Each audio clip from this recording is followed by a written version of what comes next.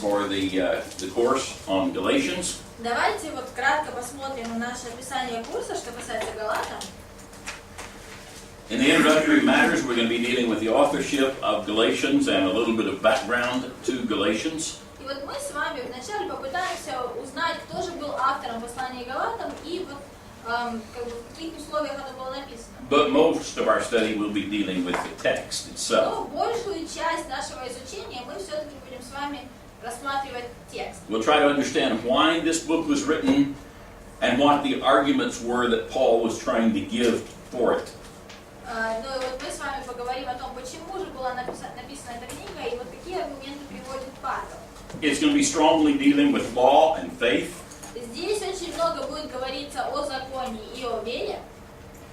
And I think the book will also help us understand a little bit more about Paul's mission to the Gentiles. И вот также я думаю, что эта книга поможет нам лучше понять миссию Павла у язычников. Because that was his primary mission. Потому что это действительно была его первостепенная миссия. Of course, as always in our classes, your attendance and promptness is important. Ну и как всегда, ваше посещение занятий, ваше участие в занятиях – это очень важно. You will have memory verses, and they're listed down toward the bottom, У вас or actually on the back page of yours. для запоминания, вот они, у вас целая табличка сзади нарисована. And I want you to put the date that you completed this И вот когда вы сдаете, вы пишете дату and have it signed. и потом получаете подпись. And I would like to have you do your memory verses to Masha, and she will sign for them. Все-таки сдавать будете мне, а я буду расписывать. Все давно не расписывала.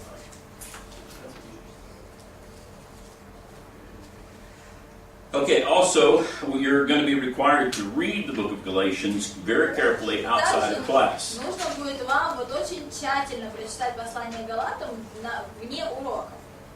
I would like for you to read it at least 2 times. Я бы посоветовала вам Outside ее class. перечитать как минимум 2 раза вне занятий. And then whenever you've done that, date it and sign it. Ну, а после того, как вы это сделаете, можете написать дату и подписать. And of course, as usual, you'll be taking your notes in a Ну notebook. и как всегда, у вас будет конспект, куда вы будете записывать все, что вам And we'll be looking for you to take good notes, Ну и thorough мы notes. хотели бы, чтобы ваши записи были очень тщательные и хорошие. There will be 2 tests. Будет 2 теста. Each one will count 30%. Каждый из тестов будет 30% вашей оценки. So we'll have what we call kind of a midterm test that should be happening within the middle of the 2nd week. И вот у нас будет среднесеместровый тест, который будет проходить в середине следующей недели. And then a final Ну и test. потом итоговый тест. So, and as I mentioned there, lectures covering the first test will not be on the second test. Ну и вот как я уже говорил, что те лекции, по которым вы напишете тест в середине недели, этого материала не будет уже на 2-м тесте.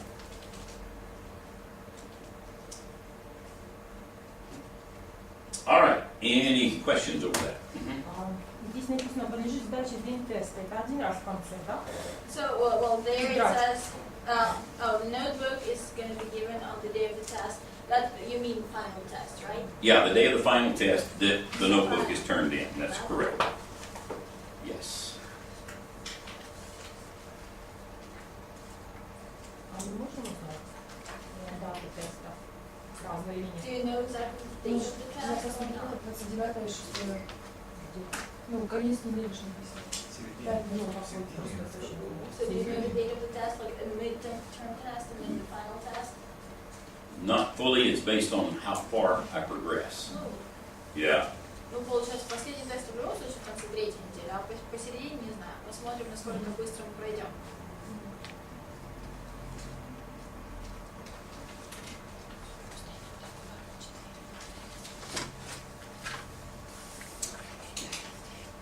All right. One of the first things I want to do is kind of go over a little bit about where Galatia is. Хотела бы начать с того, чтобы рассказать вам немножечко о том, где же находится Галатия. And Paul spent time in 3 of his missionary journeys in Galatia. Павел в 3 своих миссионерских путешествиях, в каждом из них заходил в Галатию. Especially in Lystra, Iconium, Derbe, Особенно в Листре, Иконии, Дервии. that area. И вот там, вот где-то, в той местности. On his first missionary journey, В своем he traveled первом from Antioch, миссионерском путешествии он путешествовал из Антиохии. and they came in and landed actually at a place called Antalya. И вот они приплыли в место, которое называется Анталия. It's still Antalya, Turkey today. Ну и вот все до сих пор знают, что это Анталия. And if you ever get a chance to go down there and visit that, И если it's когда-то у вас будет interesting возможность area to see. поехать посетить это место, то это очень интересное. A lot of Russians and Ukrainians go down there and Там have очень много как they have some россиян, nice так и resorts and so украинцев. forth. Очень хороший курорт, ну и в общем рекламная пауза. But right here on the coast, very close to Antalya, is Perga. Вот здесь по берегу, очень близко к Анталии, располагается Пергия. And so after Paul arrived, И вот he ended up going over to Perga to spend some time in Perga, trying to preach and teach in после Perga. того, как Павел прибыл, он пошел в Пергию, чтобы там провести время и проповедовать. I have not traveled up into these areas, but I have been to Perga. В этой местности я не был, а вот в Пергию попал. Paul had a very difficult time, evidently, in Perga, from what we can find out. По всей видимости, из текстов, которые у нас есть, вот в Пергии Павел проводил время, потому что ему было очень плохо или очень сложно. It was a very skeptical kind of town. It was a pagan town. Почему? Потому что город был очень языческий, очень скептически настроен. It was like a seaport type town. Ну, вот такой морской порт. So you had people coming in from all kinds of different places. Туда съезжались люди из самых разных мест. It also had some problems with a lot of insects, probably mosquitoes, and И вот там, по всей видимости, были большие проблемы с москитами или с комарами. a lot of people in that area got sick from that with И вот malaria. многие люди в этой местности заболевали малярией. But in a lot of ways, it was a very bustling type town, busy type town. Но вот, с другой стороны, как бы этот город был очень загруженный, очень вот такой бурлящей жизнью. Скоро у нас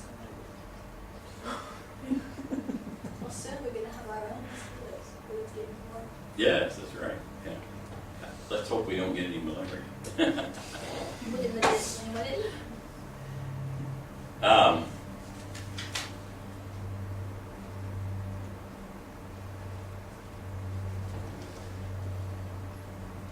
Would help if I get it all set up correctly. Yeah, that would really. That would really help.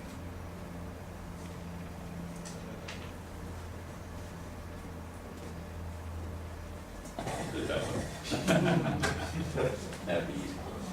Так вот. So this is me and Mary Lee in Perga. Это мы с Марилией в Пергии. And this was on the back side of one of the main entrances into the city. Это вот с другой стороны главного входа в город.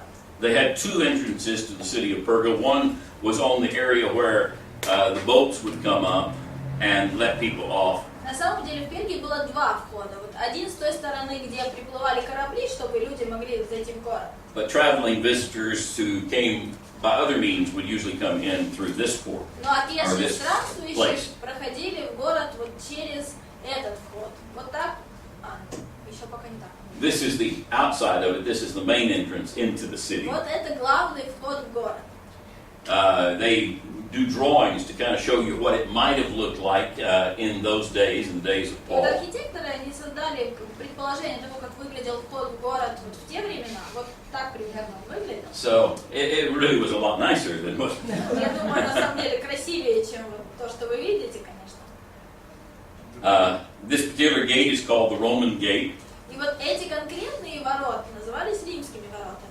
and probably designed and put up by the Romans. Скорее всего, их спроектировали римляне, ну и установили тоже римляне. There was a Hellenistic time period where this city was under Greece. В Пергии был и эллинистический период, когда она находилась под греческим владением. But of course Rome came and took it over and added more to it. Но, собственно, Рим потом захватил ее и вот уже добавил нечто свое. And, you know, it's fun to go and be at a place like this because it's fun to just think about the idea that, hey, I'm at a location where Paul was. Но вот It's very на самом thrilling. деле очень круто побывать в таких местах, вот потому что ты стоишь и думаешь, а вот здесь когда-то был Павел, и это прям дух захватывает. This is one of the towers that was built by the Greeks. Вот это сейчас не очень похоже на башню, но когда-то это была башня, которая была построена греками. They call it the Hellenistic Tower. Называется эллинистическая башня. And there's an artist depiction of what it probably looked like. Ну и вот, наверное, давным-давно она выглядела примерно вот так. Today, when you go there, there's just a lot of ruins. Сегодня, когда побываешь в этом месте, ты видишь просто очень много руин. And they haven't really tried to rebuild these ruins. И вот турки особо не стараются как-то восстановить эти руины. Now, if you go to the city of Ephesus, they've done extensive work on trying to rebuild some of Ephesus. С другой стороны, попадая в Ефес, там вот действительно вот, как бы, реставрация проходит практически всего. Очень много чего было отстроено. And archaeologists will work and work and work and work, trying to put these things back together. It's almost like putting together a large jigsaw puzzle. И вот археологи очень много работают над тем, чтобы восстановить былой вид определенных объектов. И эта работа очень напоминает, вот как мозаику собираешь, только эта мозаика очень большая. So when you go to Ephesus, you'll see one of the libraries that the front of the library has almost been completely rebuilt. И вот когда в Ефес попадаешь, там есть здание библиотеки, и вот как бы фасад библиотеки, ну фактически вот полностью восстановили. They've done the same type of thing in Athens with the Acropolis. They're rebuilding parts of it. Подобное они делают и в Афинах, в Акрополисе, вот тоже часть города восстанавливают. But they've really not done that here in Perga. Но вот до Перги еще не дошли. So these depictions are simply artist depictions. Поэтому вот все, что мы видим, это просто предположение того, как это могло выглядеть. This is an area called the Propylaeum, or also known as the Baths. Вот эта местность называется Пропалея. Ну или если просто, то это бани. Nearly every Greek or Roman city had a public bath area. Фактически в каждом римском или греческом городе была вот такая городская баня. And this is as you walk into them. They're very, very large and И вот extensive. это вход в них. То есть на самом деле бани очень большие, вот, большую территорию занимают. There's columns, of course, that have fallen out into it, but this at one time would have been a cool pool. И вот там колонны упали вот в бассейн, но раньше это был прохладный бассейн. And then you go further into it and you get to the hot baths. Ну а вот когда проходишь дальше, то там были и горячие бани. And down in these areas, underneath this, they would build fires. И вот что происходило здесь, под полом этой бани, ну вот разводили огонь. And the hot heat would go through the channels underneath the baths and would heat them. И вот потом вот горячий пар или жар, он расходился по каналам и нагревал поверхность бани.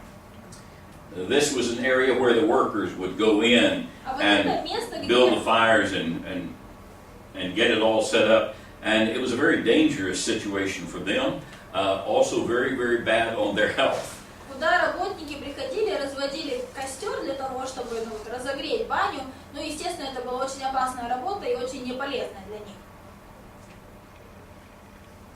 And this is an area that they said was probably what we would almost call a hot tub. И вот это вот джакузи, только как бы того времени.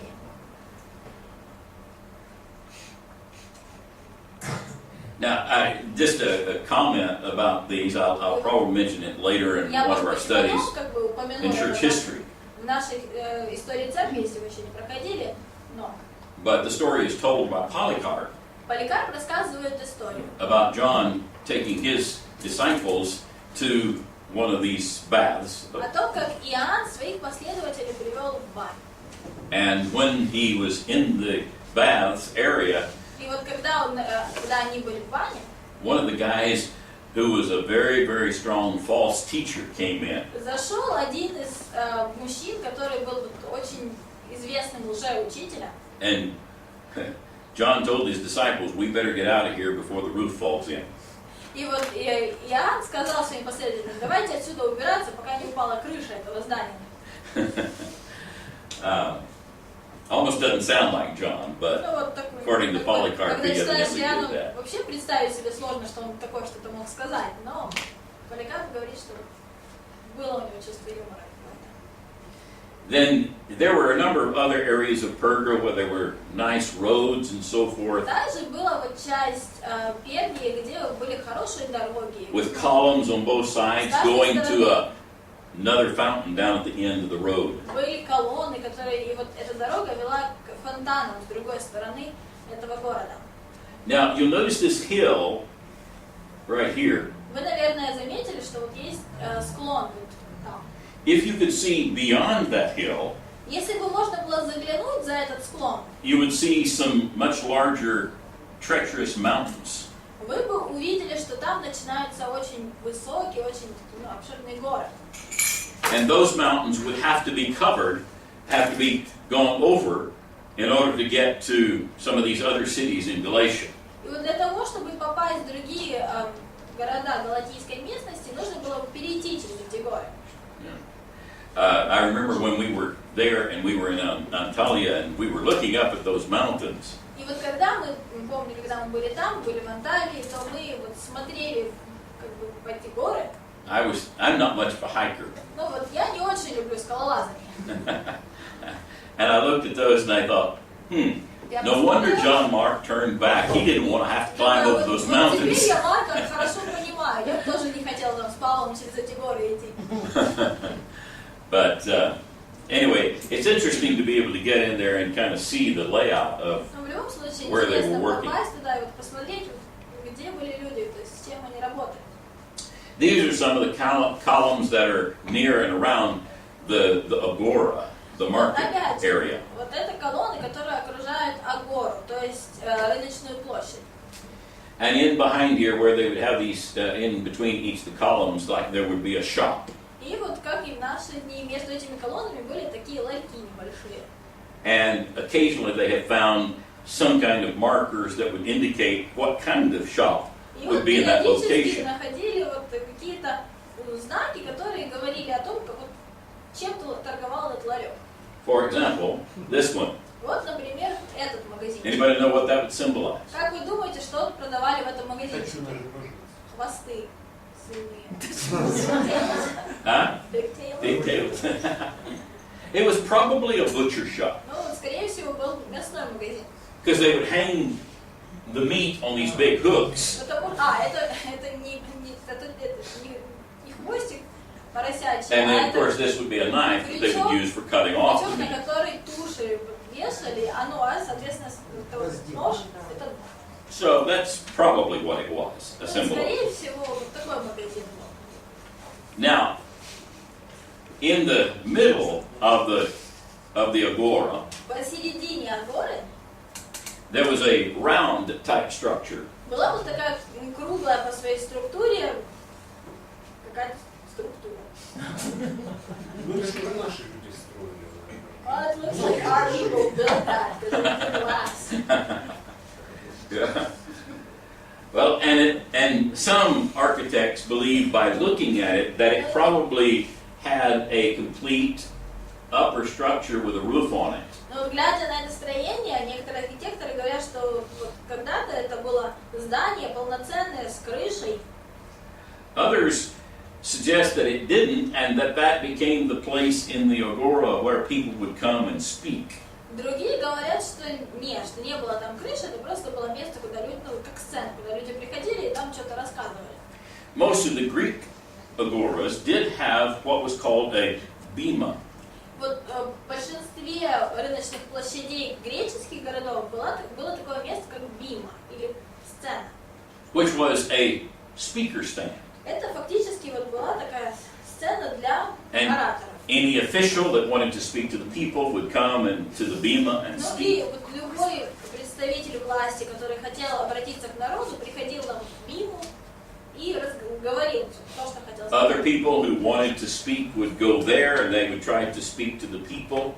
Другие люди, которым нужно было что-то довести людям, тоже приходя туда, вот обращались к народу. If you go to the city of Corinth, The bema is still there. It's labeled. They've labeled it now as that. You know what it is. Если сегодня приехать в Коринф, то там до сих пор вот сохранилась эта сцена, и ее даже вот тут подписали, то есть точно знают, что вот такое было. And they're very confident that the Apostle Paul would have gone to that bema where he could try to address and teach the people of Corinth. Коринфе уверены, что это именно та сцена, вот, на которую зашел апостол Павел, когда обращался к коринфянам. So anyway, it's interesting to go these places and learn something about their way and culture. Интересно, попав в такие места, узнавать о культуре и вот о жизни этого города. Here's one of the other missionary journeys of Paul, where he goes back and he revisits these cities of Galatia. И вот еще одно миссионерское путешествие Павла, когда он возвращается и снова посещает галатийские города. It never indicates that he went back to Perga. Здесь нигде не говорится о том, в Писании не говорится о том, что он снова пришел в Пергию. And it may have been that his reception in Perga was just not good enough to really do a whole lot of good there. Возможно, вследствие того, что вот его пребывание там никакой особой пользы не принесло. Although in later periods of time there were Christian churches built there. Хотя вот через какое-то время там были построены христианские церкви.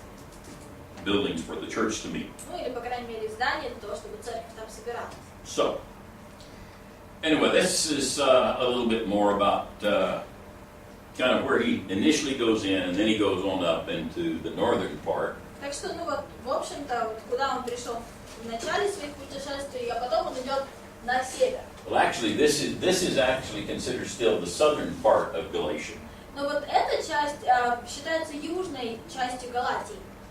And some have suggested that he wrote this letter to the northern cities in Galatia, but there's no evidence of that whatsoever. И некоторые предполагают, что вот это послание было написано северной части Галатии, церквям северной части, хотя свидетельства этому нет. Now, as far as the authorship of this epistle, Что касается авторства этого послания, it's always been understood that this one was written by Paul. ну, собственно, в основном все соглашаются на том, что написано, оно было Павлом. And even though sometimes there are serious questions about some of the epistles as to who they're written by, this one is not one that's questioned. И вот хотя очень часто, практически со всеми посланиями, есть люди, которые выдвигают теорию относительно того, что они не уверены, что вот автором был там, какой-то другой человек или этот человек, то с этим посланием все просто. То есть все согласны, что это Павел. It's quoted as Paul's letter by Polycarp. И вот это послание цитируется Поликарпом, и авторство приписывается Павлу. Ignatius, Игнатий также цитирует его. Justin Martyr, Иустин мученик, Origen, Ориген, Irenaeus, Ириней, Tertullian, Тертулиан, Clement of Alexandria, Климент Александрийский. and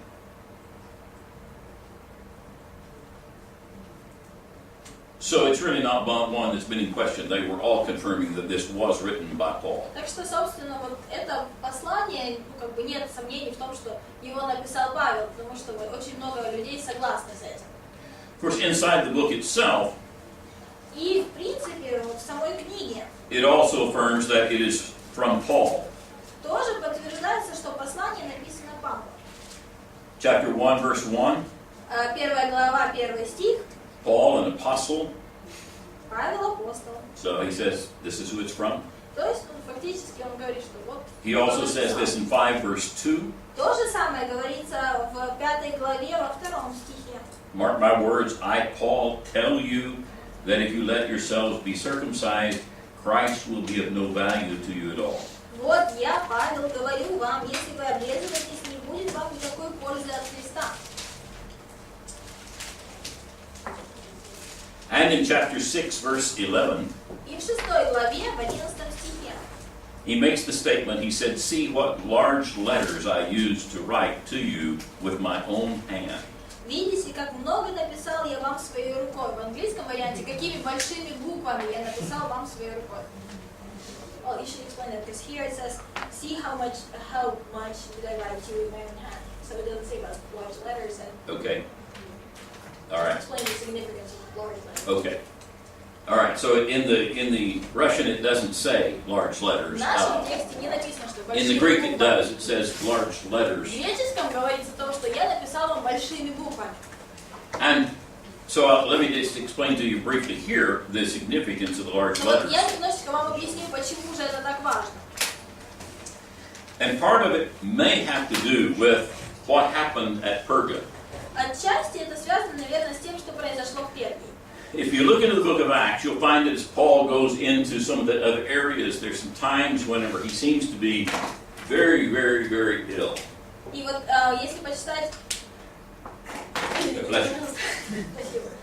Если почитать Деяния, то мы увидим, что вот в своем путешествии Павел очень сильно заболевает.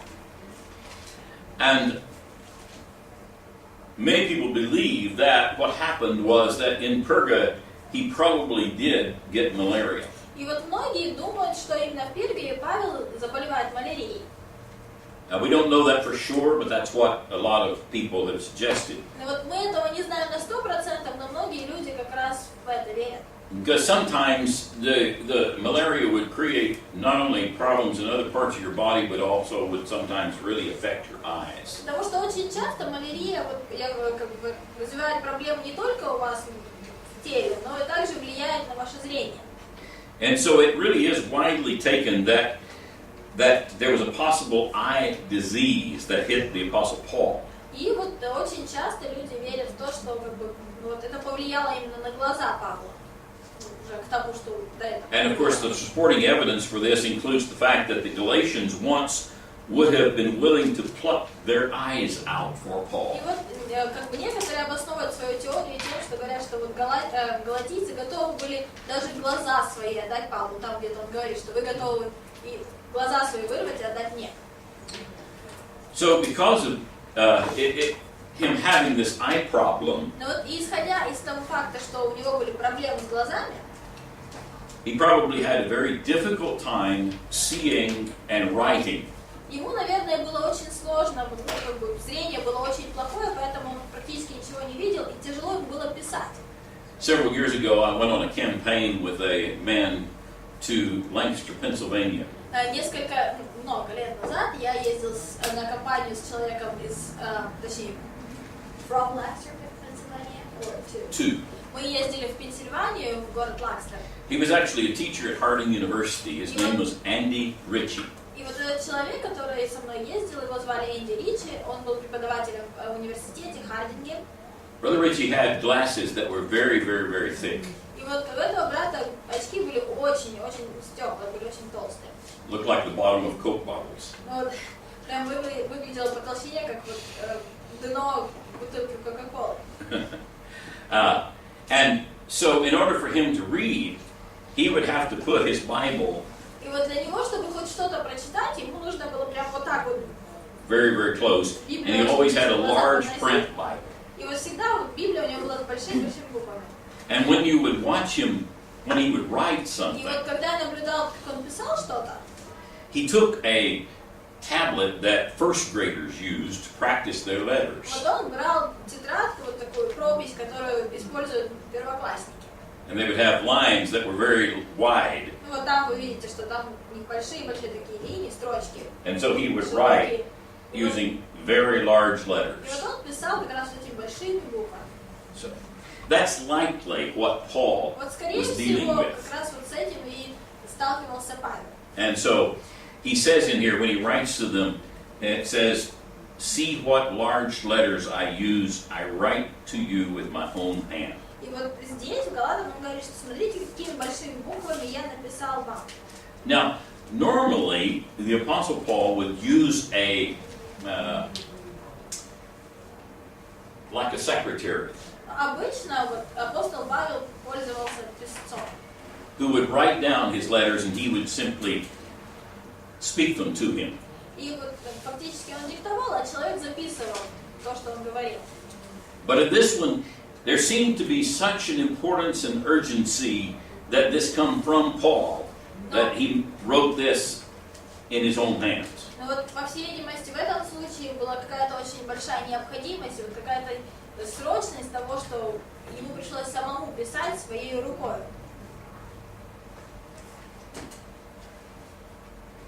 So the authorship of Paul is stated at least in those areas, and we know what he was dealing with. И вот, что касается авторства Павла, то мы видим, что о нем упоминается в нескольких местах в его послании, и поэтому мы знаем, с кем мы имеем дело. Now, most authorities put the date of this letter at about 50 to 53 AD. И вот большинство людей датируют это послание от 50 по 53 год нашей эры.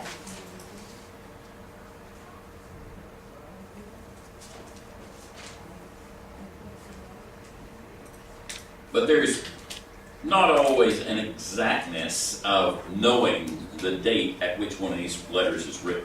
Но конкретного мнения о том, что вот точно это послание было написано в какую-то конкретную дату, нет. Part of it depends on the precise meaning of the expressions the churches of Galatia. Отчасти вот все зависит от значения, как бы, что имеется в виду, когда написано церквям галатийским. And most agree that it was written to the churches in the southern part of Asia Minor. И большинство согласны с тем, что это послание было направлено церквям в южной части Малой Азии. And thus indicate an early date. Ну и таким образом подразумевает какую-то более раннюю дату.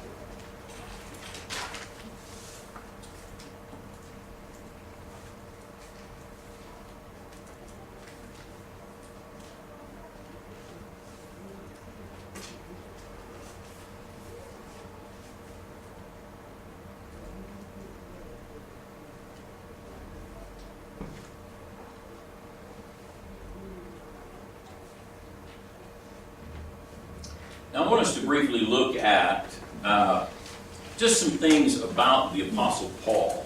Я бы хотел, чтобы мы немножечко рассмотрели вот информацию, которая у нас есть о самом Павле. Because we're going to be beginning to be seeing some of this in the book of Galatians, but just look at a little bit of information about Paul. Потому что вот некоторые моменты мы увидим с вами и в послании к Галатам, но вот было бы полезно все-таки узнать что-то о Павле самом. Actually, yeah, let's do go on break.